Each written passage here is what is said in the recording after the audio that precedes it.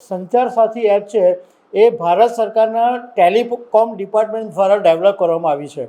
હવે આનો બહુ હોબાળો મચ્યો છે અને એને એ પછી કેન્દ્ર સરકારે જાહેરાત કરી છે આના વિશે. તો હું વાત કરીશ આ આખા ટોપિક ઉપર. કેન્દ્ર સરકારે 1 ડિસેમ્બરે બધી સ્માર્ટફોન કંપનીઓ છે એને એવો આદેશ આપ્યો છે કે જે નવા ફોન હોય એની અંદર સંચાર સાથી સરકારી સાયબર સેફટી એપ છે એને ફરજિયાત ડાઉનલોડ કરવાની રહેશે, એટલે ઇન્સ્ટોલ કરીને આપવાની રહેશે. અને આ જે સંચાર સાથી એપ છે એ ભારત સરકારના ટેલિકોમ ડિપાર્ટમેન્ટ દ્વારા ડેવલપ કરવામાં આવી છે. હવે આનો બહુ હોબાળો મચ્યો છે અને એને એ પછી કેન્દ્ર સરકારે જાહેરાત કરી છે આના વિશે. તો હું વાત કરીશ આ આખા ટોપિક ઉપર.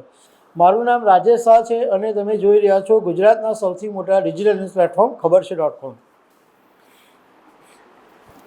કેન્દ્ર સરકારે 1 ડિસેમ્બરે આદેશ આપ્યો દરેક સ્માર્ટફોન કંપનીઓને કે તમારા જે નવા મોબાઈલ બને એની અંદર સરકારી સાયબર સેફટી એપ છે સંચાર સાથી એપ, એ ભારત સરકારના ટેલિકોમ ડિપાર્ટમેન્ટ દ્વારા ડેવલપ કરવામાં આવી છે. એને તમારે ઇન્સ્ટોલ કરવી પડશે.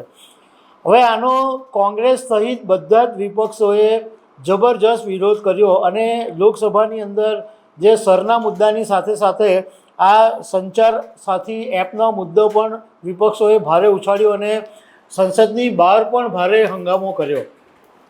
હવે આ સંચાર સાથી એપ શું છે એ હું તમારી જોડે વાત કરીશ, પરંતુ એ પહેલાં વિપક્ષોએ જે વિરોધ કર્યો અને એમાં ઘણા બધાએ નિવેદન આપ્યા, પણ પ્રિયંકા ગાંધીએ જે આરોપ લગાવ્યો, પ્રિયંકા ગાંધીએ એવું કીધું કે આ લોકોની પ્રાઇવસી પર સીધો હુમલો છે અને આ એક જાસૂસી એપ છે. એટલે કેન્દ્ર સરકાર જાસૂસી કરવા માટે આ એપ લાવી રહી છે અને સરકાર એવું ઈચ્છે છે કે દેશના દરેક નાગરિક ઉપર સરકારની નજર રહે અને લોકોની જિંદગીની અંદર આ એપને કારણે બિનજરૂરી હસ્તક્ષેપ આવશે, આવો આરોપ પ્રિયંકા ગાંધીએ લગાવ્યો.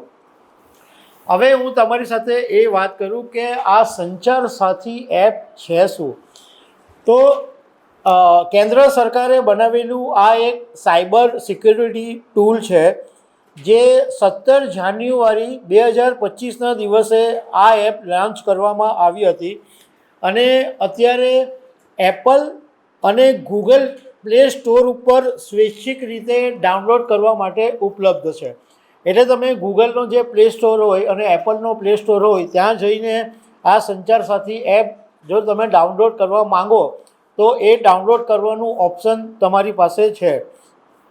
પરંતુ સરકારે એવું કીધું કે જે નવા ફોન હવે બનશે એની અંદર પહેલેથી ફરજિયાત આ સંચાર સાથી એપ ઇન્સ્ટોલ કરીને પછી ગ્રાહકને આપવી પડશે.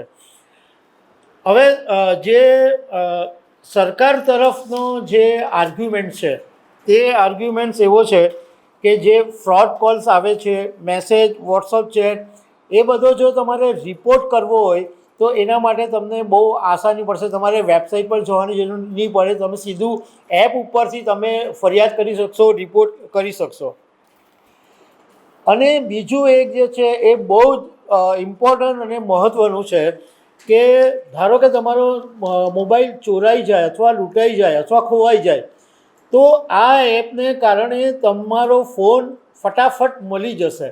કારણ કે આની અંદર એક IMEI નંબર, જે ઇન્ટરનેશનલ મોબાઈલ ઇક્વિપમેન્ટ આઈડેન્ટિટી, એ IMEI નંબર છે, એ નંબર ચેક કરીને તમારો જે ચોરી અથવા ખોવાયેલો ફોન છે એને બ્લોક કરી દેશે. અને અત્યાર સુધીમાં 1 કરોડ લોકોએ આ સંચાર સાથી એપને ઓલરેડી ડાઉનલોડ કરી દીધી છે અને સરકારનું કહેવું એમ છે કે અત્યાર સુધીમાં આ સંચાર સાથી એપને કારણે 7 લાખ જેટલા જે ચોરાયેલા ફોન છે એ મળી ગયા છે અને માત્ર ઓક્ટોબર 2025ની અંદર જ 50,000 ફોન છે એ રિકવર થયા છે. તો આ સંચાર સાથી એપને કારણે બીજું સરકારે એવું પણ કીધું કે 3 કરોડ જેટલા નકલી કનેક્શન, જે ફ્રોડ કનેક્શનો હતા, એને કાપી નાખવામાં આવ્યા, ડિલીટ કરી નાખવામાં આવ્યા છે. 37 લાખથી વધારે ચોરીના જે ડિવાઇસો છે એને બ્લોક કરી દેવામાં આવ્યા છે. ભારતની અંદર ટોટલ 100 કરોડથી વધારે મોબાઈલ યુઝર્સ છે અત્યારે. અને જે ફ્રોડ કરનારા લોકો છે એ નકલી IMEI નંબરનો ઉપયોગ કરીને આવા છેતરપિંડી કરી રહ્યા છે અને સાયબર ક્રાઇમ આને કારણે વધી રહ્યા છે. હવે આ જે IMEI છે એ એક 15 ડિજિટનો યુનિક કોડ છે જે ફોનની ઓળખ કરે છે.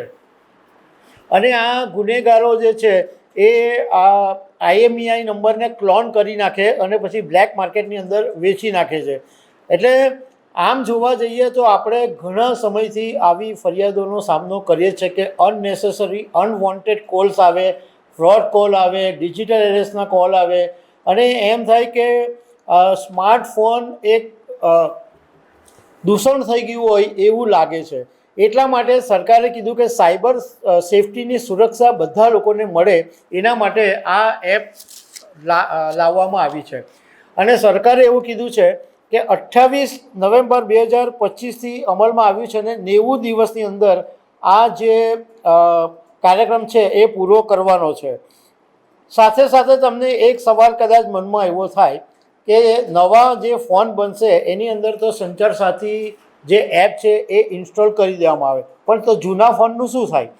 તો એની અંદર એવું જાણવા મળ્યું છે કે જે જૂના ફોન છે એની અંદર પણ આ જે સંચાર સાથી એપ છે એને ઇન્સ્ટોલ કરવામાં આવશે અને એની પ્રોસેસ પણ કરવામાં આવશે. એટલે બધા જ ફોન છે એની અંદર આ એપ ઇન્સ્ટોલ થઈ જશે.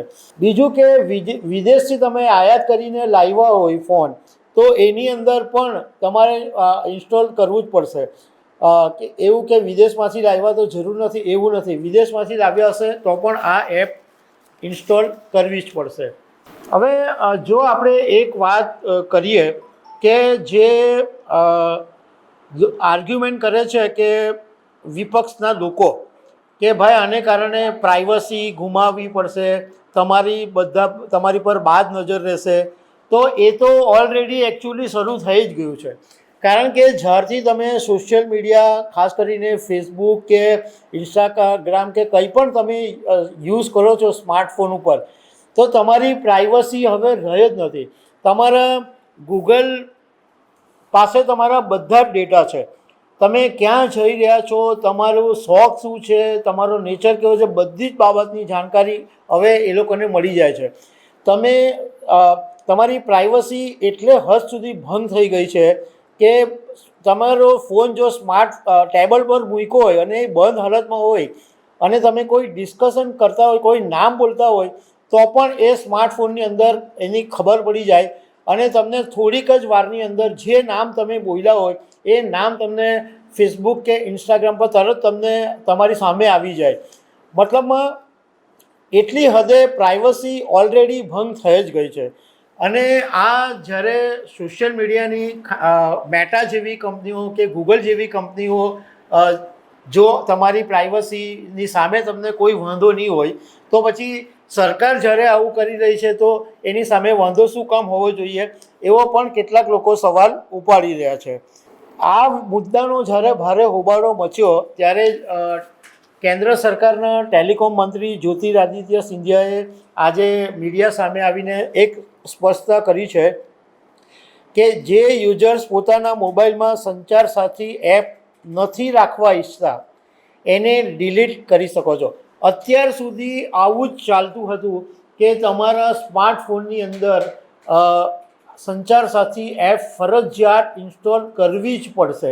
પરંતુ આજે ટેલિકોમ મંત્રીએ સામે આવીને એવું કીધું કે તમે નહીં ઈચ્છતા હોય તો તમને એક વિકલ્પ મળશે કે તમે એને તમારા ફોનમાંથી હટાવી શકશો.